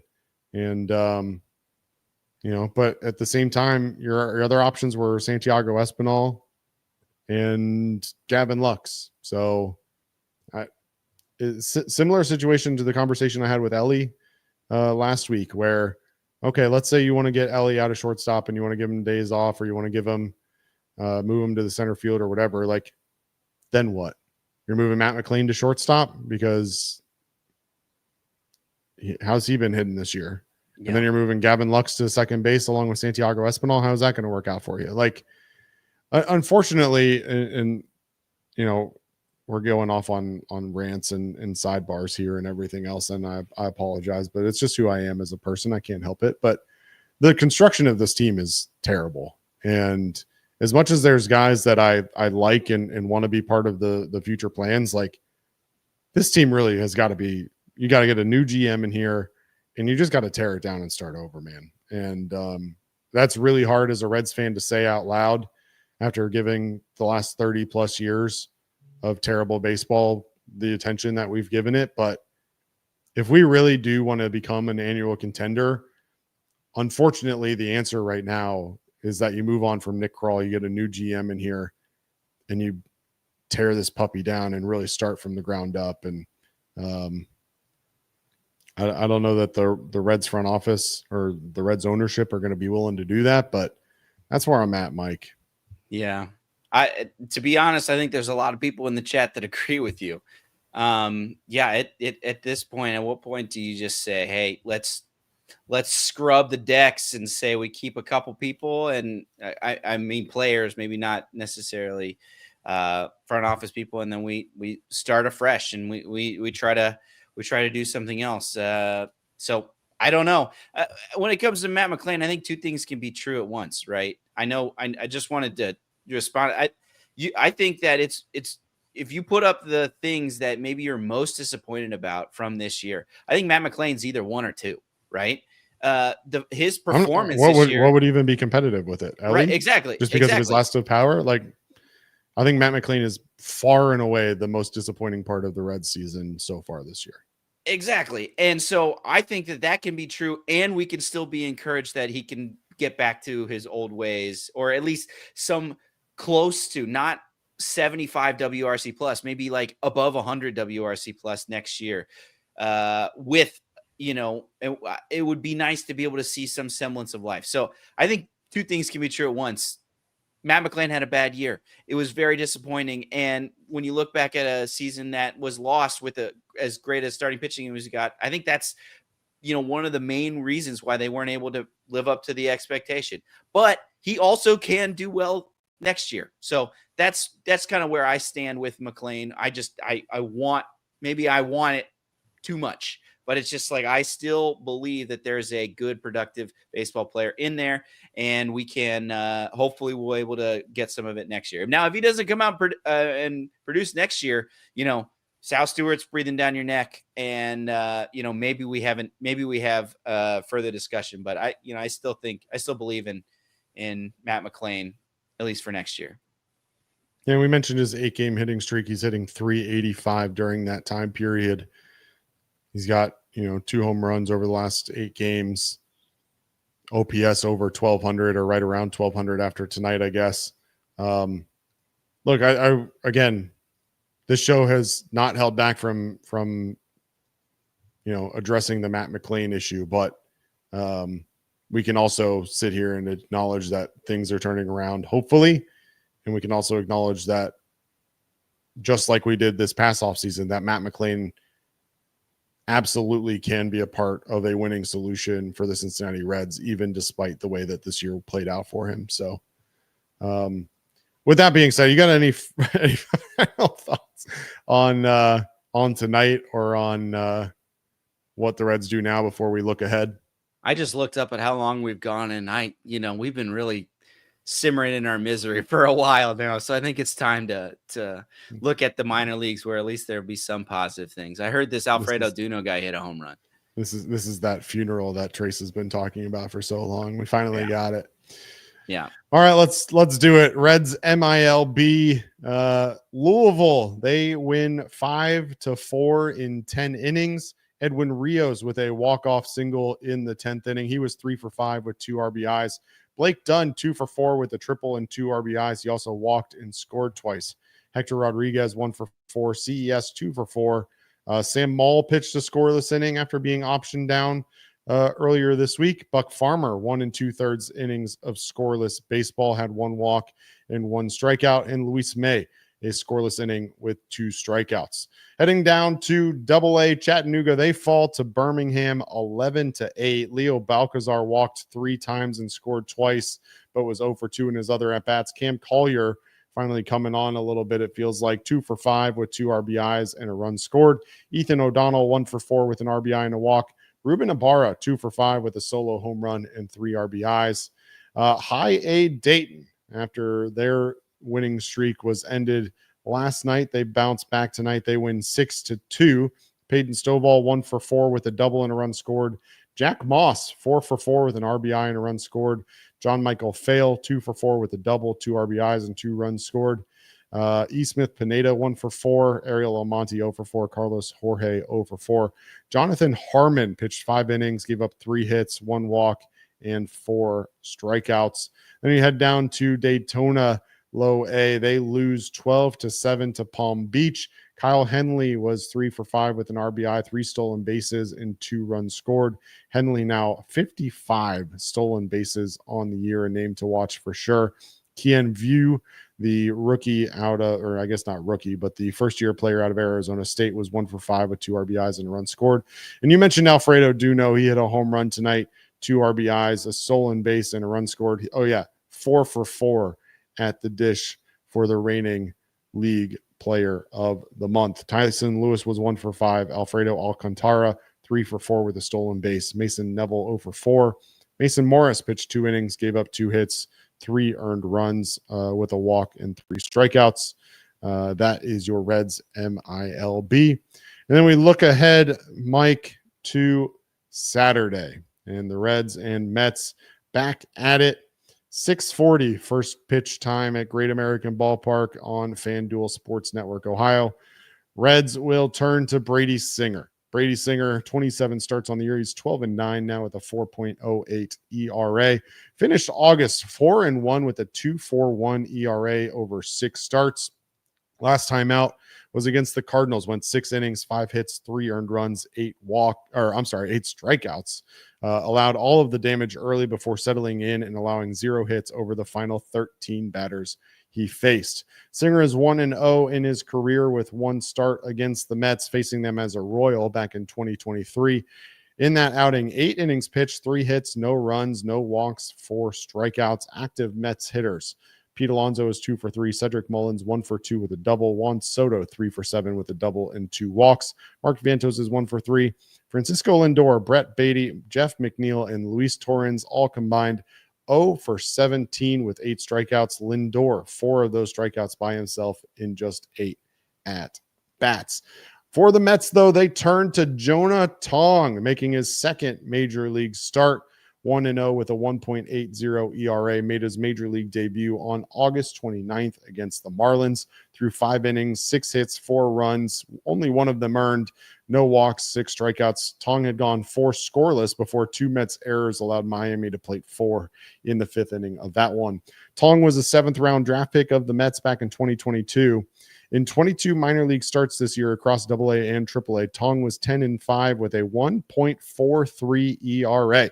Made just 2 AAA starts before being called up, went 2-0 in those 2 starts, allowing just 8 hits over 11 2/3 of scoreless baseball. Tong doesn't give up homers at all. In fact, in 247 2/3 innings pitched across the minor leagues over 57 games in those 3 years, allowed just 8 total home runs at all minor league levels, good for just 0.3 home runs per 9 for his minor league career. He's been compared to Tim Lincecum due to his severe over-the-top delivery and his long extension. Throws 4 pitches, the fastball, 91 to 94 miles an hour with 20-plus inches of induced vertical break. That curveball, on the other hand, 74 to 76 miles an hour with 65 inches of vertical drop. The slider, he drops in there 82 to 84 miles per hour, and the changeup 84 to 86 miles per hour. Big one for the Reds tomorrow. Oops. And they'll be back at it tomorrow night, just like we will, Mike. I'll be back on it tomorrow night with Corey. Any final thoughts before we wrap this one up tonight, my friend? Yeah, I was just thinking, Jonah Tong doesn't give up home runs. It's a good thing that Reds don't hit home runs. So it's not something we have to really worry about, is it? Yeah, it's not like it's like, okay, he limits us to hitting singles. Well, that's what we do anyway. So yeah, hopefully we can get to a young guy in his second start that's got nasty stuff. But it's the Marty Brennaman statue reveal down there at Great American. So I'd imagine they'll probably be pretty packed, and I hope that it will be. But yeah, it's starting to look bleak. Feel like I should have come on here playing taps as we got ready for the funeral. But like you said, we'll still be on every single game. Post game, we'll still be on all the way to the end of the year, no matter how poor the Reds look or how sad we get. We'll there will be a show here, whether Nick and Trace, myself and Craig, whoever, Corey T, will be on covering that. I even saw some Mets fans join the chat just to dance on the grave a little bit, but I think they came in and saw how sad we were and felt bad for us. So, we appreciate you watching. You can come back again tomorrow. You probably, the way things are going, you'll probably, be able to, talk smack again. But, we got a broken fan base here, and, just kind of accepting our fate that we kind of saw coming. And here we are, another unsuccessful year of Reds baseball. Story of our life, isn't it, Mike? That's right. But hey, literally the story of my life. I was born immediately after they won, and nothing has happened since. Yeah. As everybody has said in the chat multiple times over the course of the last couple of weeks, hey, at least the Reds got us to Bengals season, and the Bengals kick off their season week number 1 on Sunday against the Browns. Chatterbox Bengals, you're home for live coverage for the Bengals versus the Browns on Sunday. We'll start at 12:30 Eastern time with a pregame show, brand new format this year to Chatterbox Bengals. We'll be doing a pregame show starting half an hour before the game. Reed Mouse will be live to take you through with live reaction and play-by-play calls during the game. I'll rejoin at halftime for a little halftime show, and then we'll do the post-game show as we always do afterwards as well, and we hope to see you all there. But until then, for Mike Hart, I'm Craig Sandlin. This has been Chatterbox Reds. Rest in peace.